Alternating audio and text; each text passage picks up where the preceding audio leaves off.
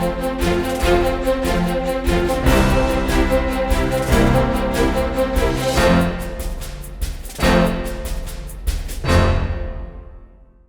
Study IQ IAS Hindi platform पर आपका स्वागत है। दोस्तों, आज हम लोग मुद्दे की बात कार्यक्रम में चर्चा करने वाले हैं इंडियन सोसाइटी से संबंधित एक बेहद महत्वपूर्ण टॉपिक पर। और ये टॉपिक क्या है? दरअसल बिहार में एक घटना घटी बीते दिनों। बिहार के सारण में कुछ लोगों की मृत्यु हो गई। कैसे मृत्यु हो गई? तो जहरीली शराब पीने से मृत्यु हो गई।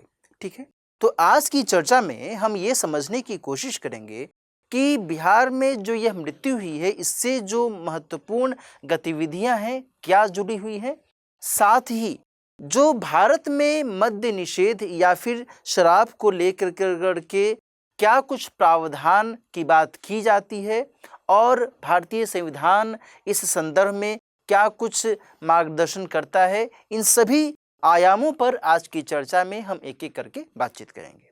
ठीक है, आइए चर्चा की शुरुआत करते हैं और इसको एक एक करके समझते हैं। पहली बात तो बिहार की, चूंकि यहाँ पर ये घटना हाल ही में हुई है, तो यहाँ पर देखिए, पहली बात आप ये समझिए कि मद्य निषेध अधिनियम 2016 लागू किया गया है बिहार में, और इस अधिनियम के माध्यम से वहाँ पर शराब के बनाने, उसके उत्पादन, उसके क्रय विक्रय, इन सब पर प्रतिबंध लगा हुआ है वर्ष 2016 से। ठीक है, इसके बावजूद अक्सर ऐसे समाचार मिलते रहते हैं कि जहरीली शराब पीने से इतने लोगों की मौत हो गई, ये इस तरीके से।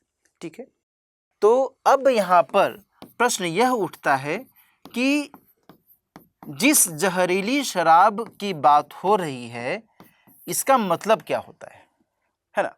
मैं यहाँ पर आपको मोटे तौर पर बता देता हूँ इसके बारे में, ताकि आपको एक आइडिया मिल सके कि अच्छा इस सेंस में चर्चा की जा रही है।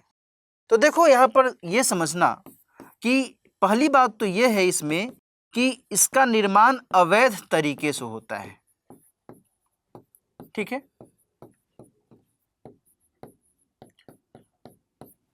ठीक है, बिहार में तो शराब ऐसे ही अवैध है ना? शराब का इस्तेमाल ही अवैध है, और ऊपर से इसका निर्माण बिल्कुल ही अवैध तरीके से होता है। यानी कि जिन राज्यों में, जिन जगहों पर शराब का निर्माण होता भी है, वो वैध भी है, और वहाँ पर भी अवैध तरीके से जहरीली शराब बनती है।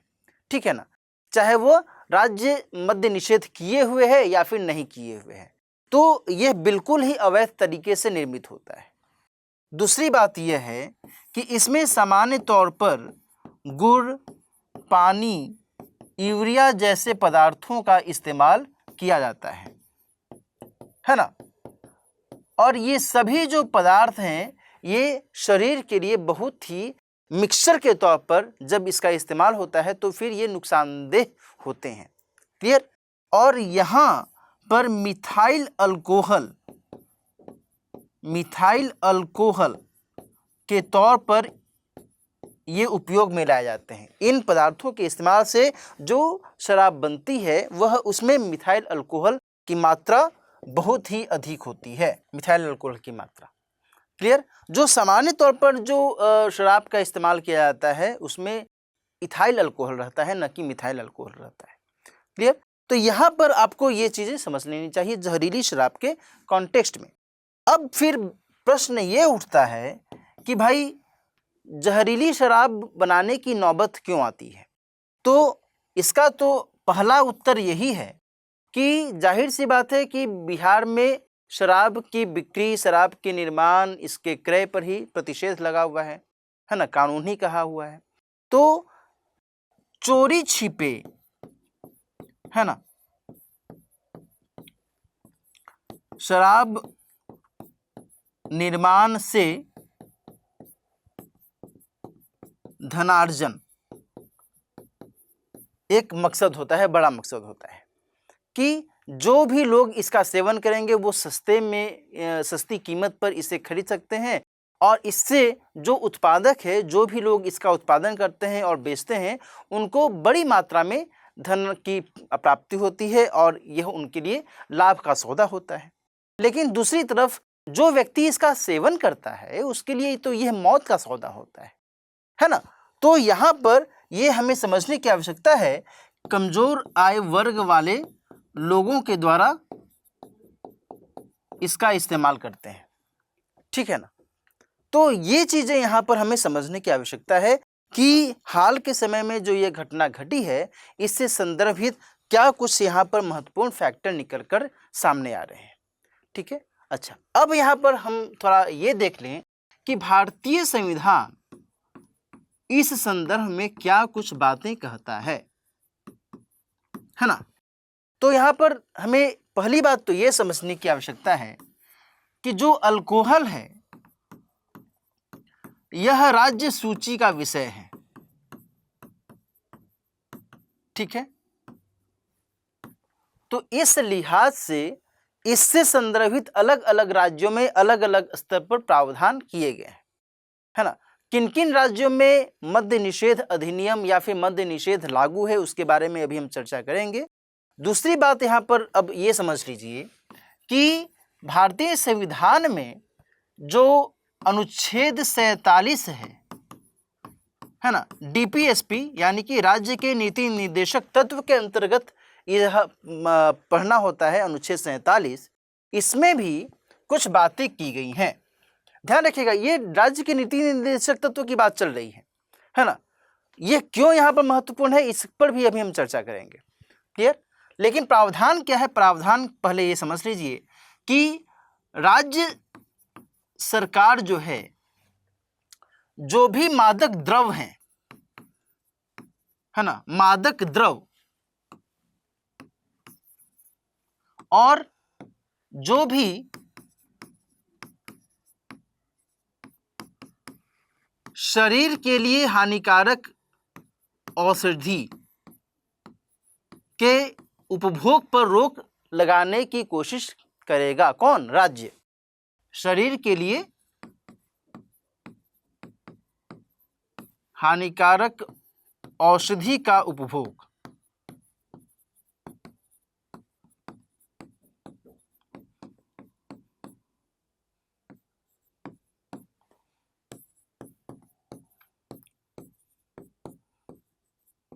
ठीक है ना।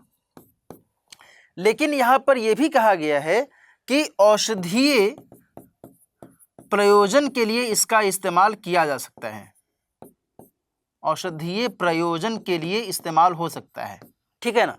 तो ये सब बातें यहाँ पर अनुच्छेद 47 के अंतर्गत की गई हैं। अब यहाँ पर देखो, ध्यान में रखना कि ये सब जो प्रावधान है ये डीपीएसपी में है, और डीपीएसपी में जो प्रावधान है वो बाध्यकारी नहीं है ना, बाध्यकारी नहीं है।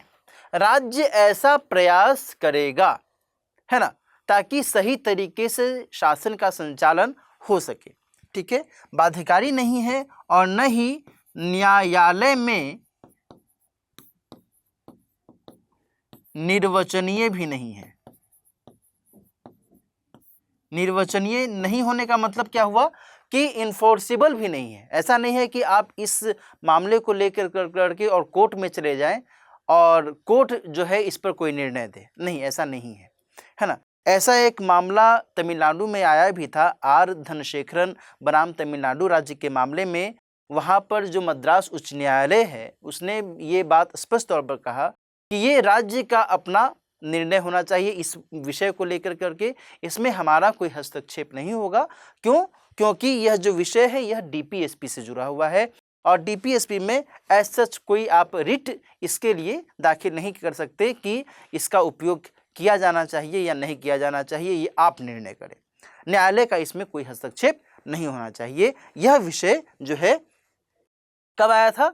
तो आर धनशेखरन बनाम तमिलनाडु राज्य के मामले में, ठीक है ना। अच्छा, अब यहाँ पर जो दूसरी बात आती है कि कौन कौन से राज्य हैं जो कि मद्य निषेध को लागू करते हैं, है ना।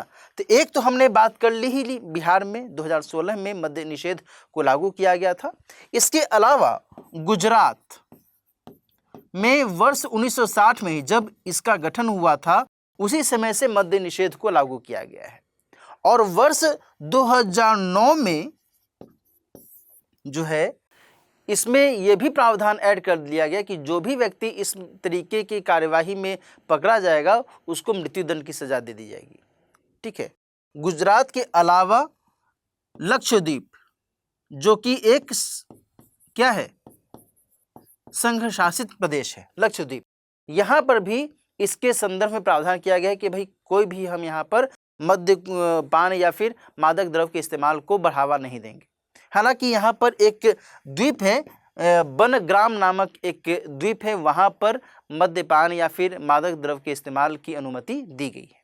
अच्छा, एक चीज़ और यहाँ पर ध्यान रखना, नोट कर लेना कि जो आर्टिकल 47 है इसमें मादक द्रव्य की चर्चा की गई है ना। इंटॉक्सिकेटिंग ड्रिंक्स, अंग्रेजी में इसको कहा गया है इंटॉक्सिकेटिंग ड्रिंक्स। अल्कोहल या फिर शराब ऐसा कोई शब्द का इस्तेमाल नहीं किया गया है ना, ये आपकी जानकारी के लिए। ठीक है, यहाँ पर मादक द्रव्य का इस्तेमाल किया गया है। ठीक है ना, और साथ ही शरीर के लिए हानिकारक औषधि का इस्तेमाल किया गया है।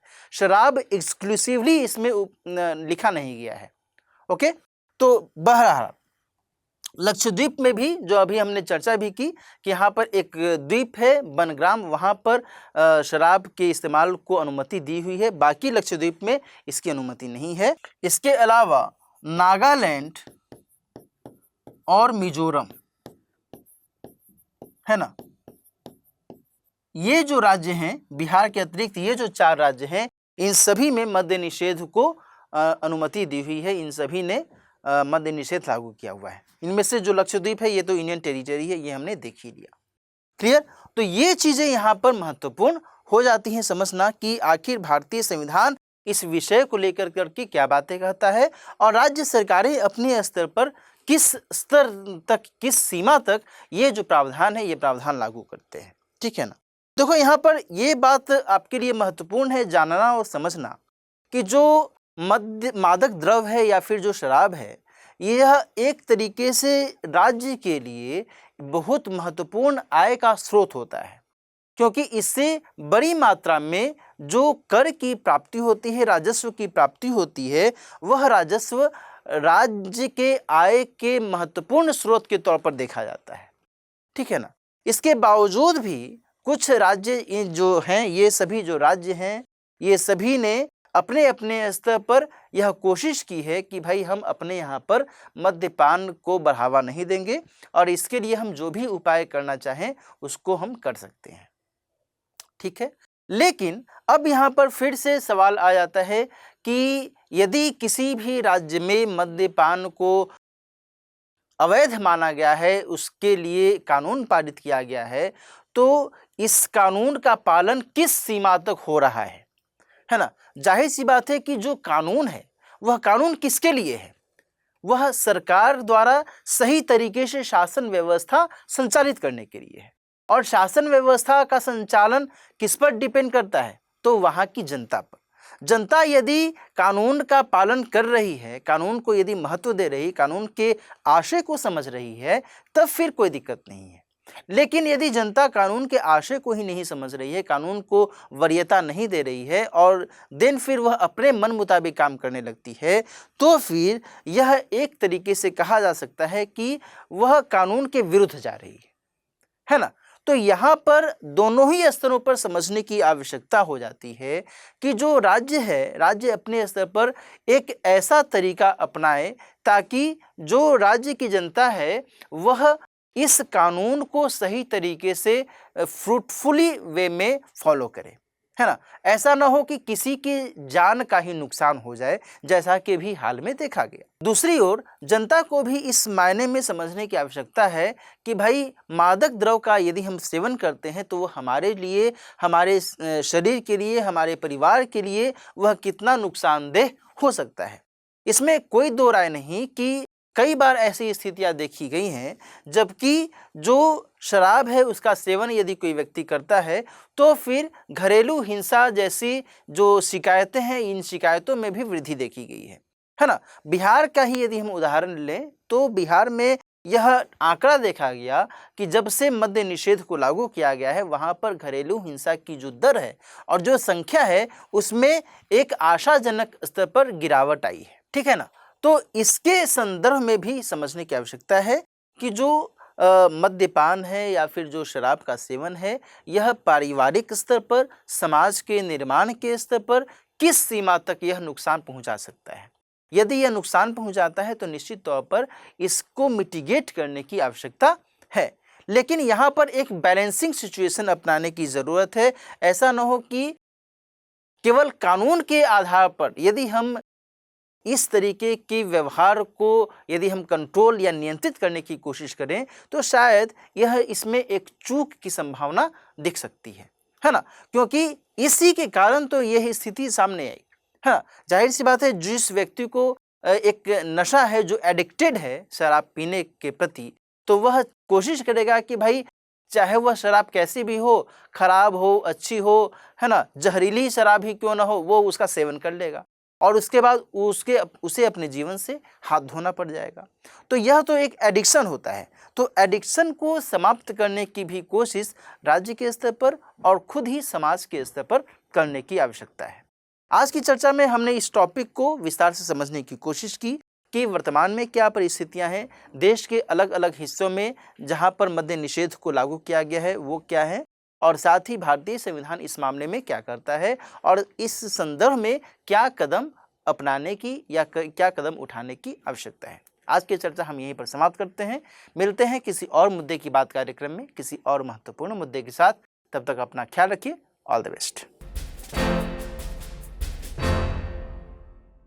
हिंदी में यूपीएससी की तैयारी से संबंधित प्रोग्राम्स को देखने के लिए सब्सक्राइब करें स्टडी IQ IAS हिंदी।